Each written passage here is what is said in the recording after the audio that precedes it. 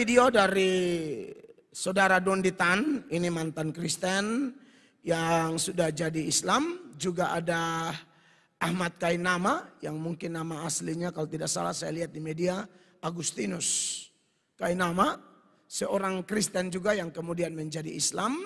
Dan mereka ada menyampaikan banyak hal. Saya hanya mau tanggapi salah satu saja. Karena saya sudah sering tanggapi mereka. Tapi ini dari yang pernah saya tanggapi ini baru. Perhatikan video dari saudara Donditan. Kalau hari raya kebangkitan Yesus Kristus, itu kalau menurut saya nggak alkitabiah. Yang alkitabiah itu hari Yesus dibangkitkan. Betul nggak? Loh, iya. kok ketawa? Iya. Loh, di Bible bilang apa? Yesus bangkit sendiri apa dibangkitkan? Dibangkitkan. Ya berarti kan hari Yesus dibangkitkan dong. Assalamualaikum warahmatullahi wabarakatuh. Berjumpa lagi dengan Jadid HFC ya, channel yang mengedukasi dan menghibur. Ya, saya lagi bahagia sekali teman-teman ya. Karena memang banyak hal yang terjadi di bulan Ramadan ini, baik yang kabar sedih maupun kabar bahagia ya. Banyak sekali kita dengar orang-orang berbondong-bondong untuk memutuskan mualaf, memutuskan mengucap 2 kalimat syahadat sebagai ikrar mereka, ya, meninggalkan agama lamanya menuju terang, menuju kebenaran. Luar biasa sekali teman-teman. Dan kita bisa melihat bagaimana panasnya para Polikardus di bulan Ramadan ini.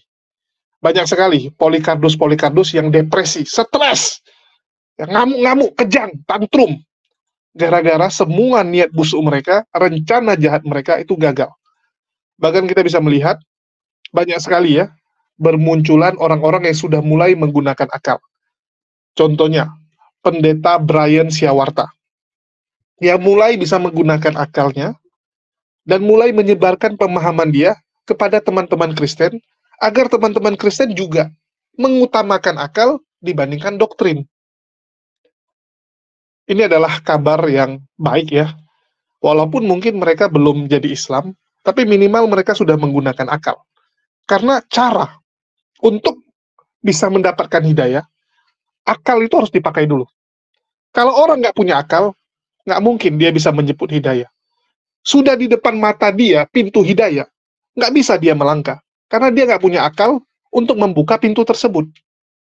Jadi ada bagusnya teman-teman ya. Dan tentu saja kehadiran Brian ini membuat banyak pendeta marah. Ya, banyak pendeta di luar sana yang tidak terima. Itu yang teman-teman harus tahu. Terus yang kedua, saya mau sampaikan juga ya, bahwa Kodondi dan juga Ustadz Kainama ini ternyata sudah mendapatkan sorotan yang begitu besar dari pihak kekristenan dan gereja. Kita tahu, Kodondi diundang di podcast di mana-mana. Berkat Kodondi diundang, makin banyak orang-orang yang belajar tentang perbandingan lintas iman. Makin banyak orang-orang yang tercerahkan. Makin banyak orang-orang yang mau belajar. Yang sebelumnya cuma disuapin oleh pemuka agamanya, sekarang mulai belajar, cari tahu sendiri. Kalau dulu pokoknya tiap minggu datang, dibilang A lah dia. Dibilang B sama pendetanya, B lah dia. Setelah Kodondi ngomong, mereka cari tahu lagi kan, benar nggak yang dibilang Dondi? Ini fitnahan, atau memang Kodondi mengatakan yang benar? Mereka cari tahu. Jadi bagus sekali. Dan tentu saja, pendeta juga ngamuk lagi gitu, marah lagi. Dan ini ada hal yang lucu ya. Di hari Paskah kemarin, pendeta Mel Atok memutarkan video Kodondi di gerejanya. Bayangkan, di hari Paskah yang seharusnya kalian itu fokus dengan ya Paskahnya, dengan hari Paskahnya gitu kan. Ini malah memutarkan video Kodondi dan membahas Kodondi. Luar biasa sekali. Ya, luar biasa sekali. Jadi kita senang karena dengan Anda memutarkan video Kodondi, itu akan merangsang orang-orang yang ada di sana untuk mulai menggunakan akalnya. Suka tidak suka pasti akan ada orang yang tercerahkan. Akan ada orang yang mulai mempertanyakan. Ya, pasti. Oke, saya kasih nampak dulu ya teman-teman. Ya, jadi ini videonya. Ini benar-benar menggelitik saya dan saya harus membagikannya kepada kalian.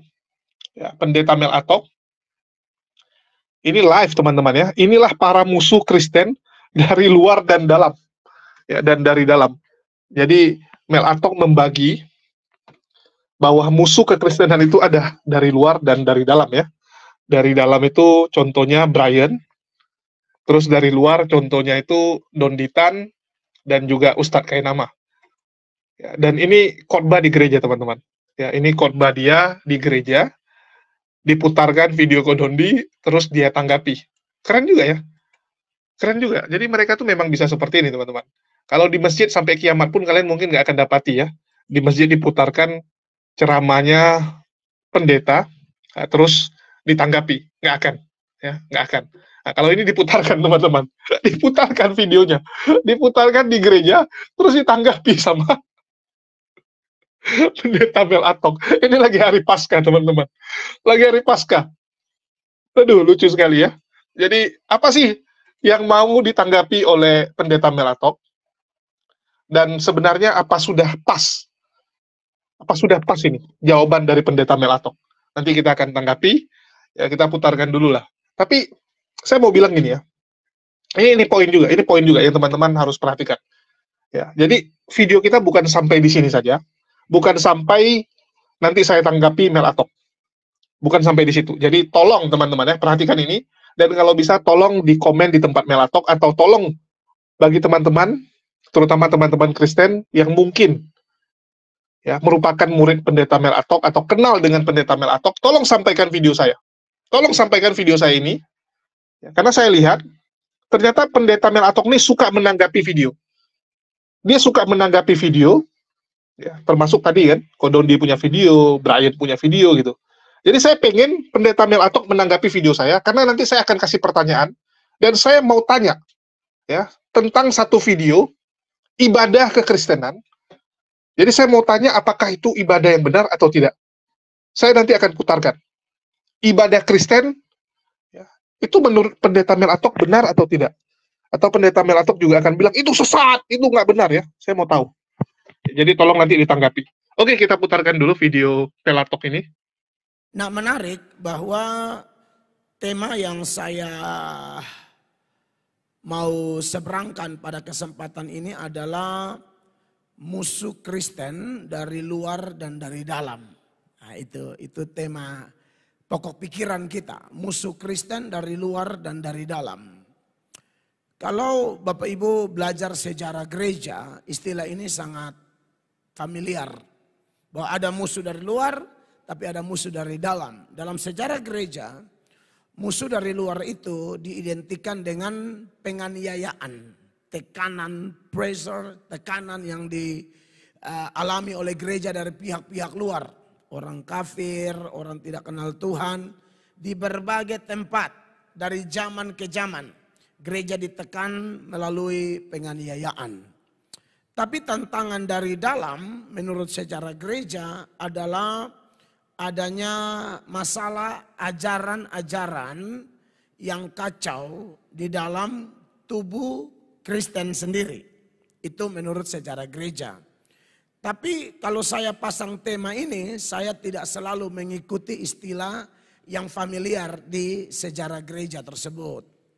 Sesuai dengan thumbnail dan apa yang akan kami sampaikan, bahkan ada video-video yang akan kami tanggapi, video-video yang berurusan dengan iman kami yang tersebar luas di sosial media. Dan dari video-video yang tersebar luas itu, maka kami memikirkan pokok pikiran ini, yaitu masalah dari luar dan dari dalam. Ini bukan penganiayaan, walaupun penganiayaan memang kategori masalah dari luar. Tapi beberapa kawan atau saudara sebangsa setanah air yang videonya viral di media sosial dan ternyata menyinggung iman kami mau menanggapi, bukan memusuhi dalam artian kita perang, tidak. Kita ada di negara yang luar biasa, negara yang kita cintai, negara yang kita doakan. Dan kita semua berusaha berkontribusi mengisi kemerdekaan yang sudah dinikmati oleh negara kita 70-an tahun. Jadi musuh di sini jangan diartikan berantem dan lain sebagainya. Walaupun faktanya di bangsa ini bahwa ada orang ibadah ditutup, gereja ditutup, itu kategori musuh dari luar juga.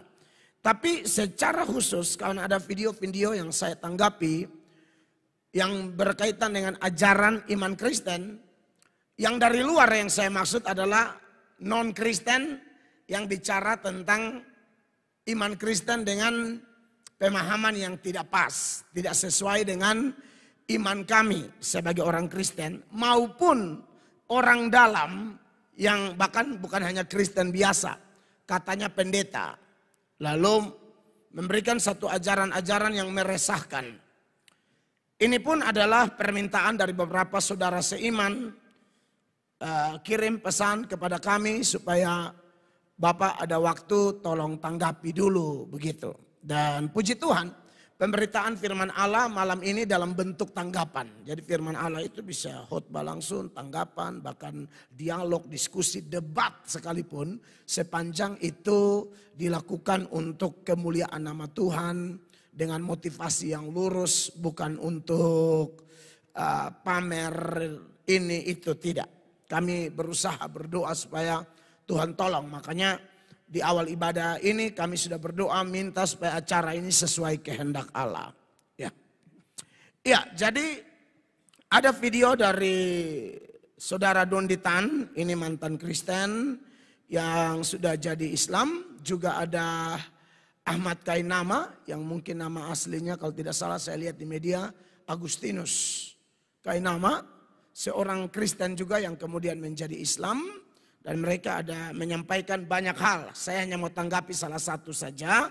Karena saya sudah sering tanggapi mereka. Tapi ini dari yang pernah saya tanggapi ini baru. Dan kemudian ada yang katanya pendeta bernama Brian Siawarta. Ini orang-orang ini saya anggap meresahkan. Dan bagi saya mereka ini adalah musuh Kristen. Musuh dalam hal apa? Sekali lagi ajaran-ajaran mereka. Siapa tahu melalui tanggapan ini mereka yang tadinya musuh bisa jadi kawan. Maksudnya mereka bisa berubah. Jangan lagi menyebarkan sesuatu yang berkaitan dengan iman kami secara bengkok. Dan tidak bertanggung jawab. Begitu ya. Nah saya akan mulai dengan video dari saudara Dondi Tan dan saudara Ahmad Kainama. Namun sebelumnya begini.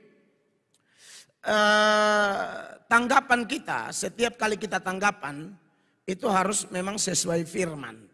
Karena sekali lagi sesat atau tidaknya satu ajaran itu kembali kepada firman. Sesat atau tidaknya suatu pengalaman pribadi, satu kesaksian, satu argumentasi dan sejenisnya itu harus dicek sesuai firman atau tidak.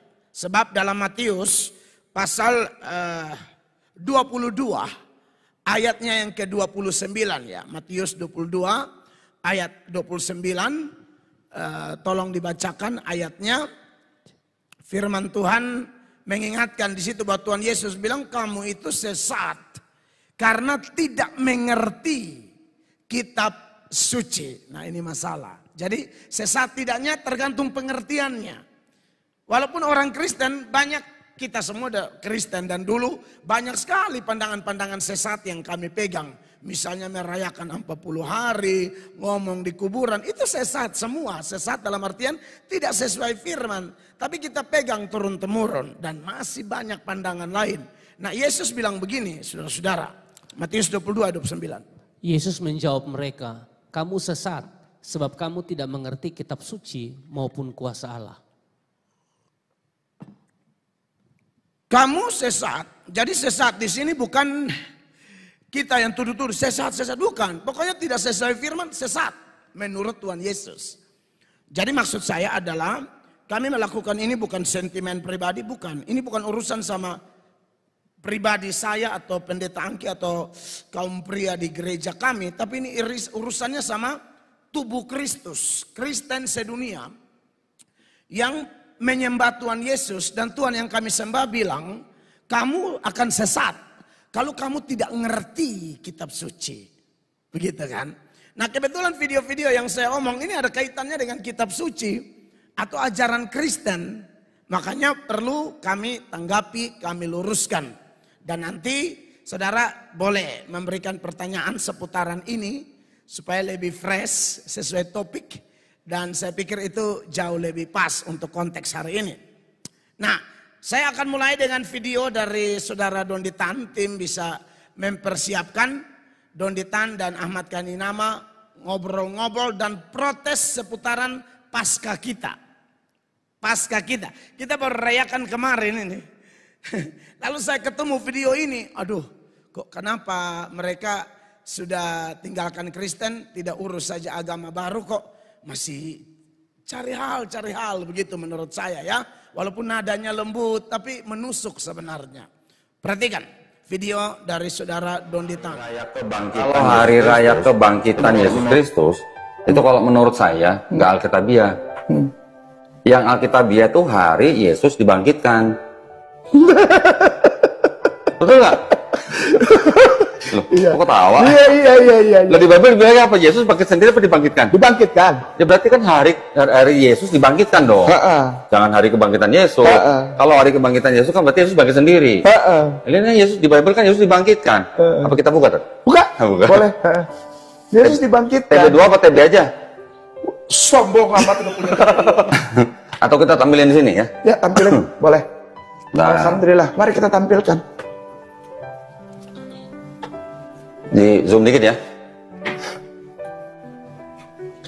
Udah gedein ya tadi ya? Nah. Tuh. Ya. Allah nenek moyang kita Nah. telah apa? Membangkitkan Yesus. Berarti Yesus bangkit sendiri apa Yesus dibangkitkan? Dibangkitkan. Nah, berarti kan nggak cocok kalau hari kebangkitan Yesus ya. Berarti cocok kan hari Yesus dibangkitkan dong. Hari Yesus dibangkitkan. Maksud saya gitu. Ya. Kalau hari kebangkitan Yesus tuh kurang alkitabiah. Tuh, dengerin tuh. Ya.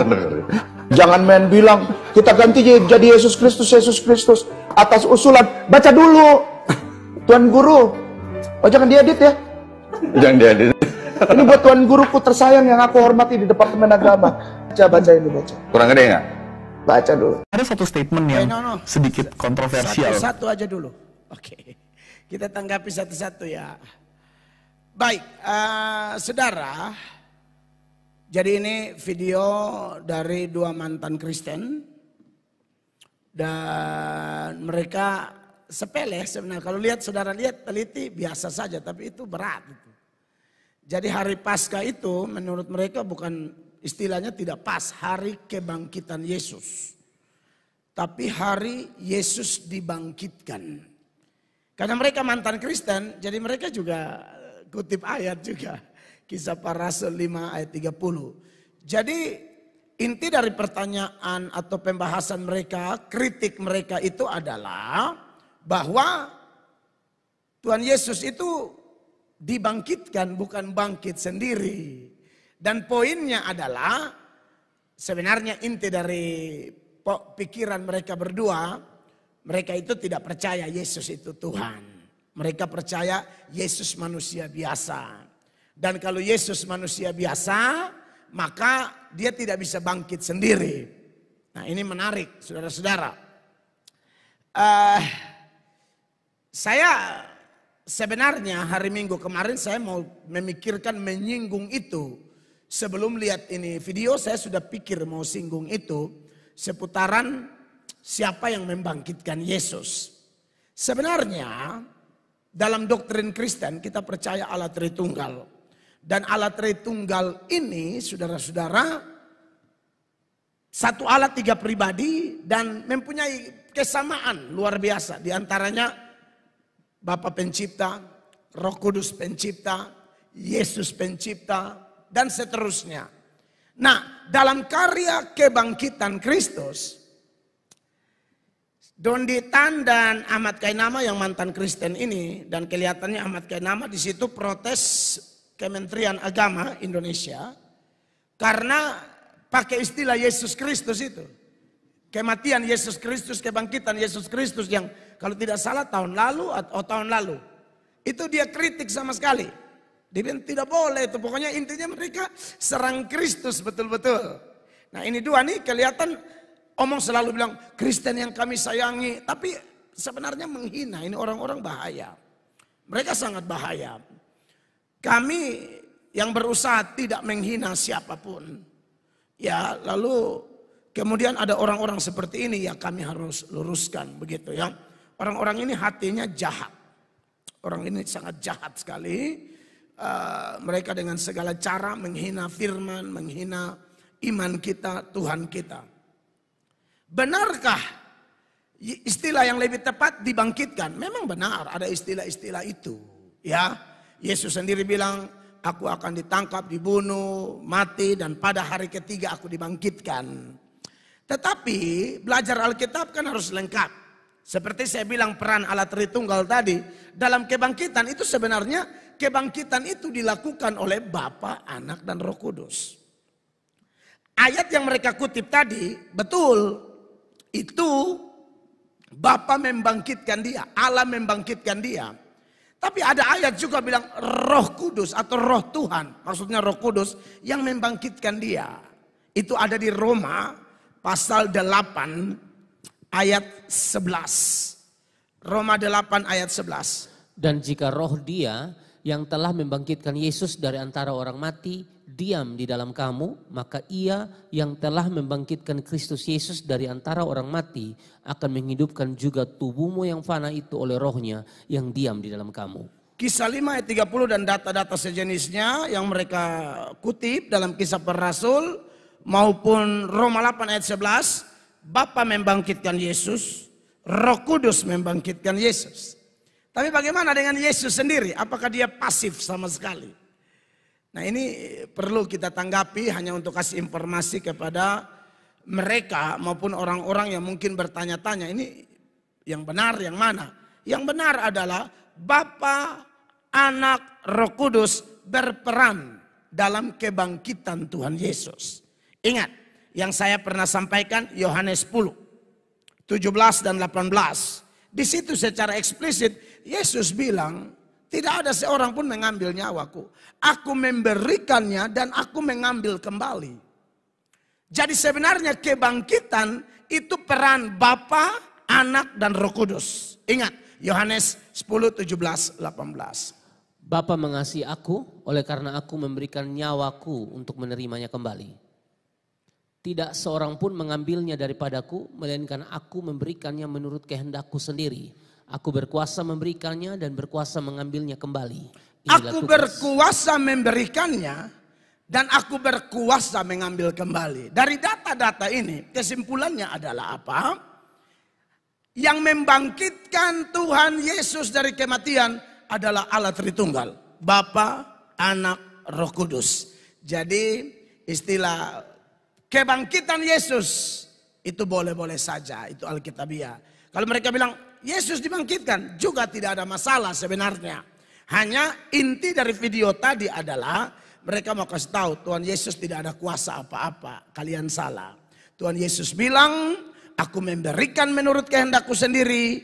Aku berkuasa memberikannya dan berkuasa mengambilnya kembali. Jadi buat orang Kristen di mana-mana tempat, Paskah yang kita rayakan kemarin itu adalah hari kebangkitan Yesus dan di situ adalah ada peran Bapa, Anak dan Roh Kudus. Ya ini dari luar saya sudah sering tanggapi mereka dan masih banyak video-video mereka yang memang sangat bermasalah, ngaur. Saya punya kecurigaan mereka memang tidak pernah mengalami pengenalan yang benar akan Kristus waktu mereka beragama Kristen. Karena orang kalau mengenal Kristus dengan sungguh-sungguh tidak mungkin sampai level meninggalkan Yesus, lalu setelah tinggalkan Yesus menyerang Yesus terus-menerus. Itu tidak mungkin. Hanya orang Kristen palsu saja yang akan tinggalkan Yesus dan bahkan membenci Yesus, menyerang Yesus. Dan Saudara Dondi Tan dan Ahmad Kainama ini adalah jenis orang-orang seperti itu, ya. Jenis orang-orang seperti itu. Mereka bagi saya Ya, teman-teman sudah saksikan ya. Dan kita akan sedikit menanggapi sekaligus meluruskan.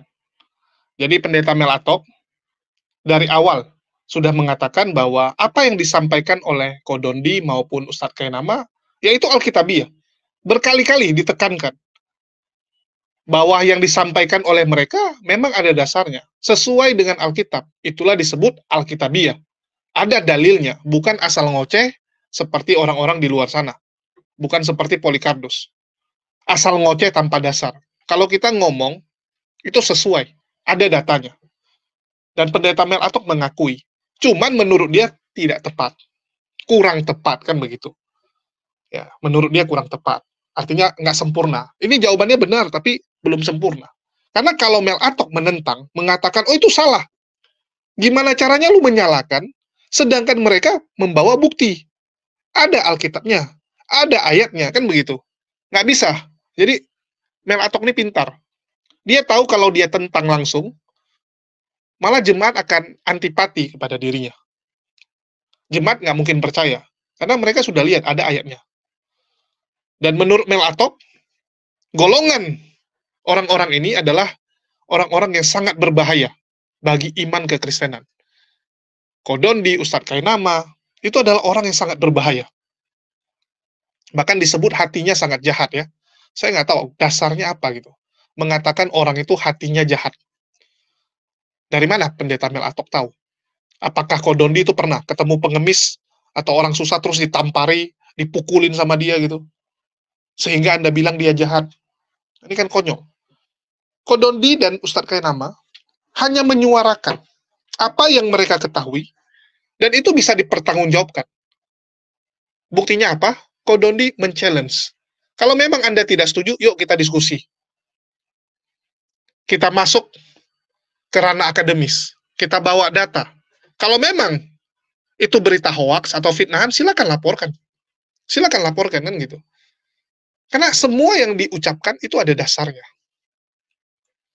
Mel Atok sendiri mengakui, yes, Yesus dibangkitkan. Sesuai dengan ayatnya. Kan gitu. Jadi ada beberapa ayat yang menjadi dasar bahwa Yesus dibangkitkan. Cuman yang jadi masalah, menurut Mel Atok yang membangkitkan itu bukan hanya Allah Bapa, kan gitu. Ini ya. Allah nenek moyang kita, ya, jadi Tuhan dari nenek moyang kita telah membangkitkan Yesus yang kamu gantungkan pada kayu salib dan kamu bunuh. Betul nggak? Jadi Yesus dibangkitkan oleh Allah. Ya. Terus Kisah Para Rasul 2:32. Yesus inilah yang dibangkitkan Allah. Dan tentang hal ini kami semua adalah saksi. Jadi dasarnya memang Alkitabiah. Yesus dibangkitkan. Yesus dibangkitkan ya. Bukan bangkit sendiri. Beda.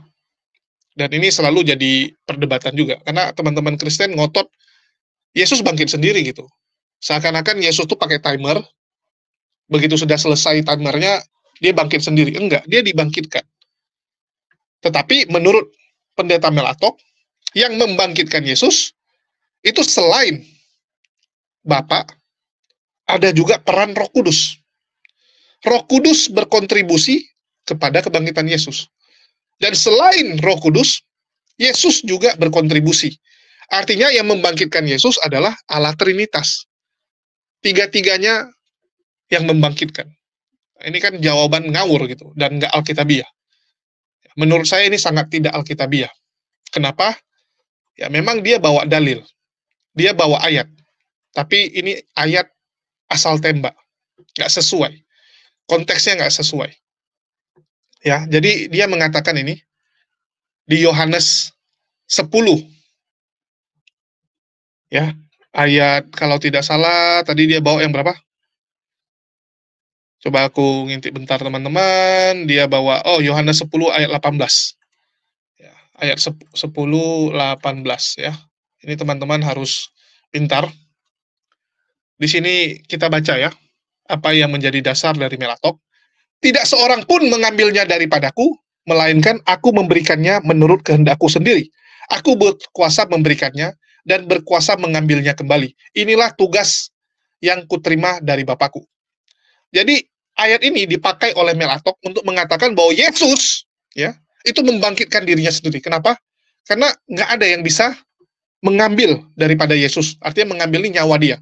Nyawa Yesus pun nggak bisa diambil ya dari Yesus seenak kalian gitu. Karena Yesus tetap bisa apa? Memberikan dan mengambilnya. Artinya Yesus bisa mengembalikan nyawanya sendiri. Karena nggak bisa orang ambil nyawa dia. Dia punya kuasa untuk nyawanya sendiri. Ini menurut Pendeta Melatok. Ya. Coba kalian cek videonya. Silakan diputar ulang. Ya. Silakan kalian lihat. Bagi teman-teman Kristen yang nonton, kalian lihat sendiri. Menurut kalian cocok nggak ayat ini? Oh, ini artinya memang iya. Yesus punya kuasa. Ya. Karena kehendakku di sini. Kehendakku sendiri. Artinya Yesus yang menentukan dia mati atau tidak. Bukan orang yang matikan dia, tapi dia yang menyerahkan nyawa. Memang dia yang memilih untuk mati. Itu menurut teman-teman Kristen. Dan dia memilih untuk hidup lagi. Halo? Bukankah kalian selalu bilang kalau baca ayat itu satu perikop? Mereka selalu bilang apa? Satu perikop.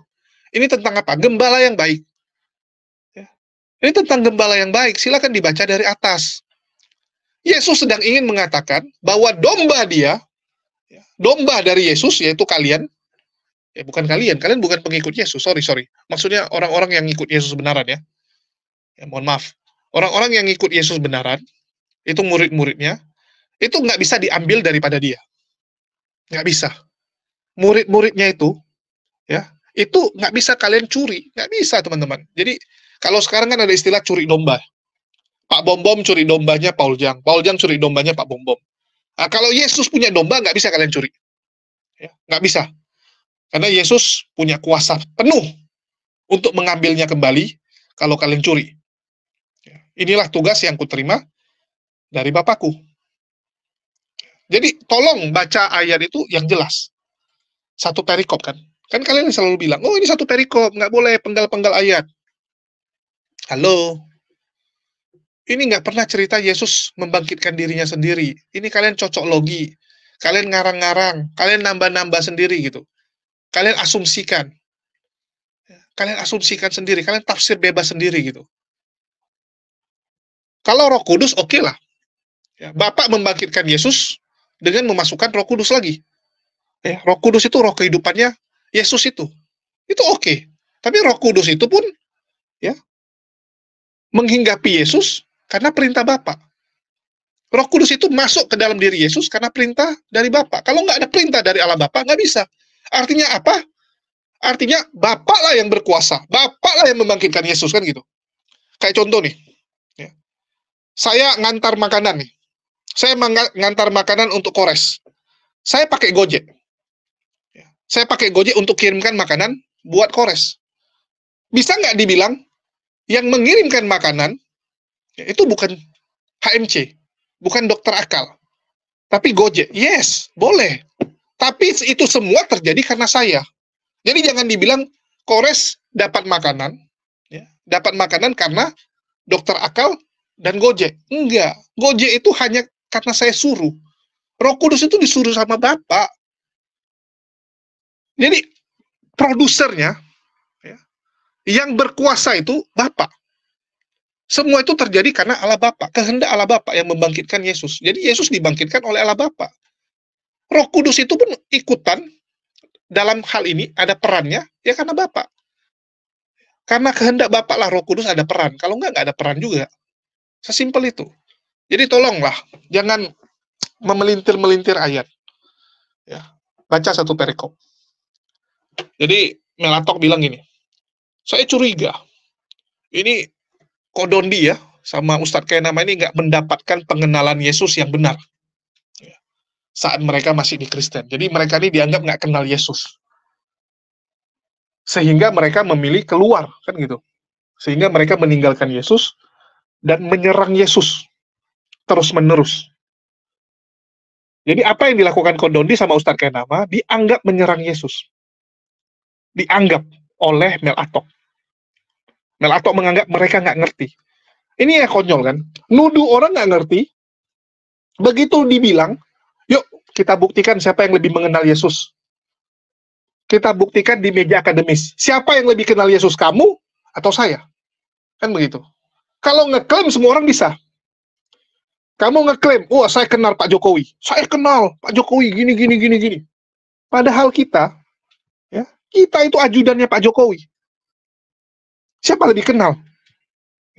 Ya udah kita buktikan, kita bilang. Kita jumpai Pak Jokowi, kita lihat siapa lebih kenal. Gini, banyak alasan lagi. Inilah Polikarpus, kalau saya bilang ya. Jadi Pak Mel Atok, kalau memang Anda merasa mereka nggak kenal, yuk buktikan. Yuk buktikan di meja akademis, diskusi ya. Jangan cuma bacot-bacotan, jangan cuma bilang sama jemaat Anda, mereka ini penyesat, mereka tidak tahu. Ya, mereka menyerang Yesus terus-menerus. Menyerang iman kita. Kalau kalian nanya Mako Dondi, mereka nggak menyerang. Mereka meluruskan. Yang menyerang Yesus itu siapa? Yang menyerang Yesus adalah orang yang mengatakan Yesus mati terkutuk, Yesus mati menanggung dosa kalian. Yesus dibuat hina. Siapa itu? Coba kalian pikirkan, siapa yang menghina Yesus sebenarnya? Definisi dulu nih ya. Definisi menyerang itu apa dulu gitu. Contoh nih, kita orang tua. Kita sama anak kita didik dia keras. Maka kita dibilang menyerang. Enggak, teman-teman. Sudut pandang ini yang harus diubah. Cara kalian lihat ini yang harus diubah. Jadi apa yang dilakukan oleh Kodondi sama Ustadz Kainama, ya meluruskan fitnahan kepada Yesus. Meluruskan fitnahan itu ya. Oke, saya rasa cukup untuk yang ini. Nanti kita akan tanggapi yang lanjutan videonya. Tapi di sini saya mau kasih tahu teman-teman ya. Buat pendeta Mel Atok, ya. Saya ada satu video, tolong tanggapannya, apakah ini ibadah yang benar? Apakah ini ibadah yang benar? Ya, menurut kamu. Karena ini dilakukan di gereja. Menggunakan standar gereja tersebut. Dan gerejanya rame. Gerejanya gereja besar. Apakah ini ibadah yang benar atau tidak ya? Nanti tolong ditanggapi. Videonya saya taruh terakhir. Tetapi sebelumnya saya mau iklan sedikit bagi teman-teman yang suka nonton debat. Ya, tolong nonton debatnya dari channel ini.